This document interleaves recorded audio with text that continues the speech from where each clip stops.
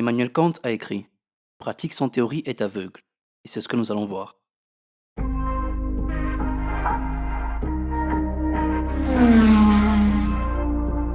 Yo les amis, c'est Finger Pilote.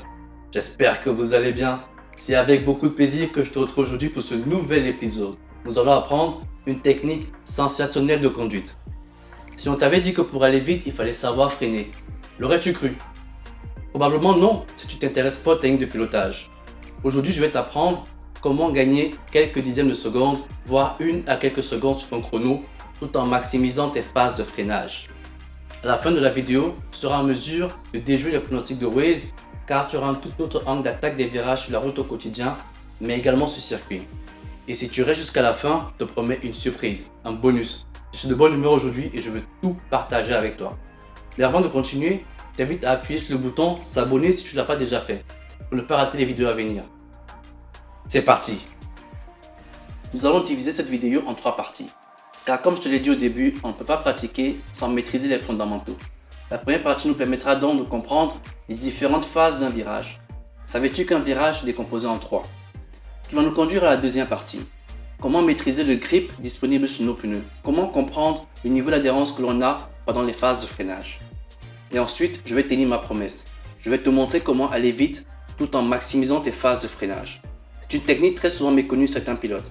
Et certains qui l'utilisent ne se rendent même pas compte de la puissance de cette technique parce qu'ils n'ont pas conscience de ce qu'ils font. Et ça, je vais te l'apprendre aujourd'hui. C'est parti. Un virage se décompose en 3 temps. La zone de freinage s'achevant par le point de braquage, la zone de braquage s'achevant par le point de corde et la sortie du virage s'achevant par le point de sortie.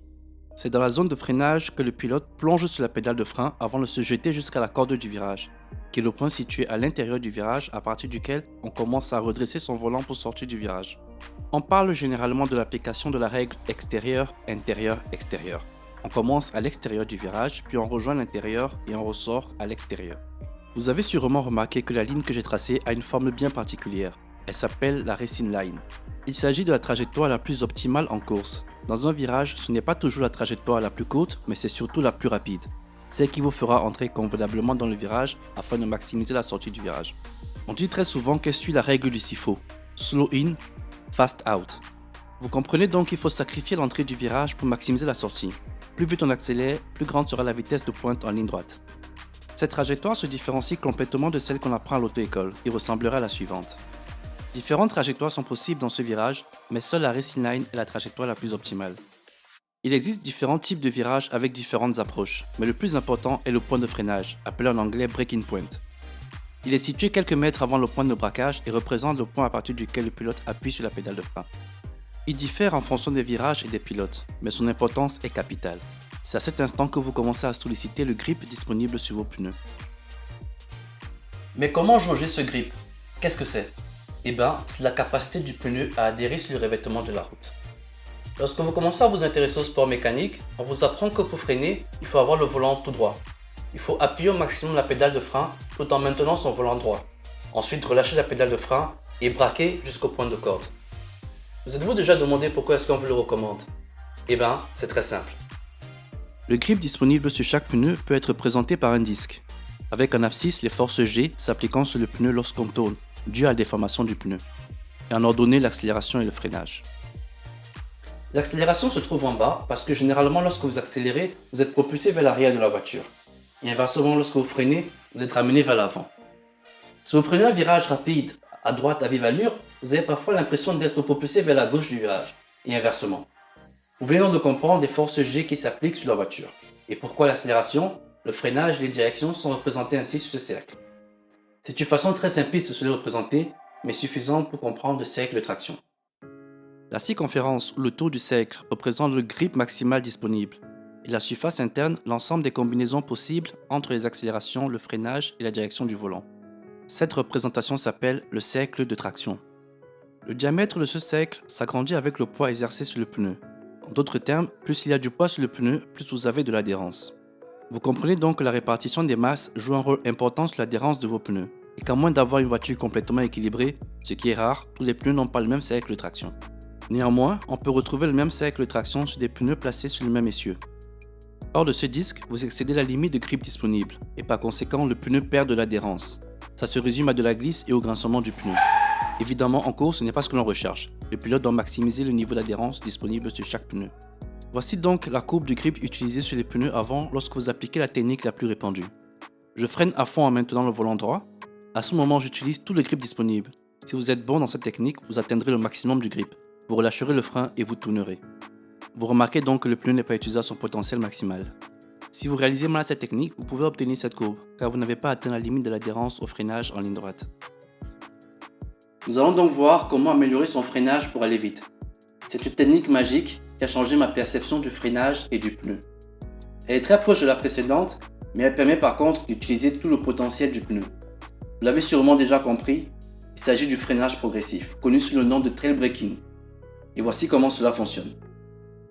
À l'approche du virage, vous commencez à freiner à fond à partir de votre braking point, le volant droit pendant un certain temps sans excéder la limite de grip disponible. Tout le grip est transmis à l'avant de la voiture car il se charge en poids pendant que l'arrière se délaisse. Vous l'avez déjà sûrement remarqué dans votre voiture lorsque vous freinez. À l'atteinte du point de braquage, dès l'instant où vous commencez à tourner, vous devez relâcher progressivement la pédale de frein. Ainsi, vous utilisez tout le grip disponible à l'avant pour tourner la voiture et l'insérer convenablement dans le virage. À cet instant précis où vous n'avez plus le pied sur la pédale de frein, vous êtes proche de la corde du virage. La voiture a retrouvé son équilibre et là vous remettez progressivement les gaz en sortie du virage. Lorsque vous maîtrisez le trail braking, vous serez à mesure de reproduire cette courbe manifestant une utilisation efficace du grip. Le trail braking se base donc sur un transfert de masse. Un avant chargé lors du freinage vous permet d'insérer la voiture dans le virage. Ce transfert de masse vous permet de tourner facilement l'avant en amenant l'arrière avec vous. Vous avez donc compris, le trail braking c'est trouver le juste milieu qui permet de profiter de tout le grip disponible sur les pneus avant.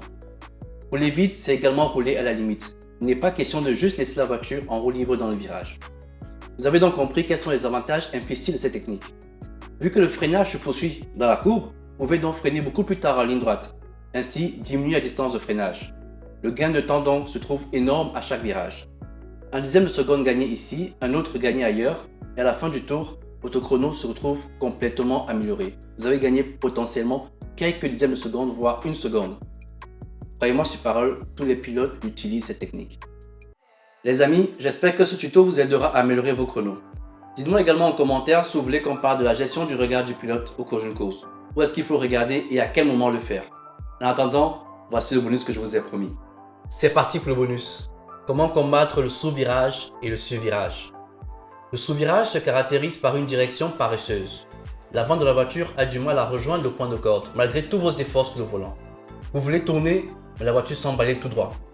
Ceci peut être dû à une vitesse excessive dans le virage. Si vous êtes victime d'un sous-virage, ne freinez surtout pas. Ne donnez pas un coup de frein brusque à la voiture. Sinon, c'est le blocage de roue assuré, une perte de contrôle. L'explication est simple.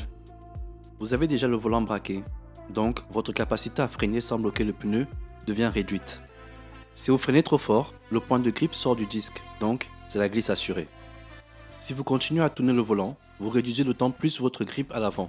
Et si vous accélérez, c'est encore plus grave, car le poids du véhicule passera à l'arrière. Le cercle de traction devient donc trop faible à l'avant et par conséquent, perte totale de votre capacité à tourner. Solution. Rétrogradez ou faites du trail braking pour jouer sur la répartition des masses. Lorsque vous rétrogradez, l'avant se repose. Par conséquent, le pneu se charge en poids et donc en adhérence. C'est ainsi que vous allez récupérer de l'adhérence sur les pneus avant pour tourner la voiture. Quant au survirage, il s'agit de la perte de l'adhérence de l'arrière. Lorsque vous freinez, un avant trop chargé peut suffisamment délaisser l'arrière et ainsi vous pouvez perdre le contrôle de l'arrière de la voiture. Dans cette situation, il faut relâcher la pédale et remettre un peu les gaz pour reposer l'arrière de la voiture et donner suffisamment d'adhérence. Ceci en contrebraquant ou en gardant le volant droit. Maintenant que vous savez tout sur le trail braking les amis, je vous laisse un petit conseil avant de partir. Le trail braking s'utilise généralement dans les virages où la vitesse au point de corde est faible, donc ne le faites pas partout. Entraînez-vous, pratiquez et faites-moi vos retours. Les amis, dites-moi en commentaire ce que vous avez pensé de ce premier épisode. Si vous l'avez aimé, likez, partagez et surtout, abonnez-vous. Dites-moi également en commentaire si vous voulez qu'on aborde d'autres sujets. C'était votre cher ami Finger Pilot. À très bientôt. Ciao.